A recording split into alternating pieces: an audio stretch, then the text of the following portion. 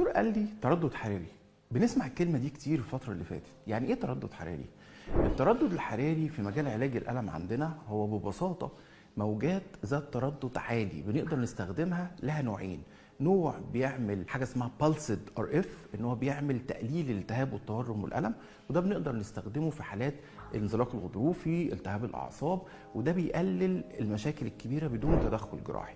وده اجراء بسيط بنعمله جوه اوضه العمليات بدون جراحه بمخدر موضعي، والعيان بيخرج في نفس اليوم بعد ساعتين من الاجراء يروح بيته ان شاء الله بشكل احسن.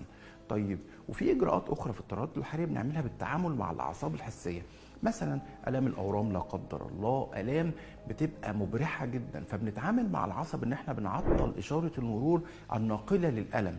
حد عنده الام في البنكرياس، الام في الرحم، الام في الكبد، فبنقدر نتعامل مع الالم المبرح ده بدل ما ياخد مخدرات وادويه وترامادول، نقدر جوه اوضه العمليات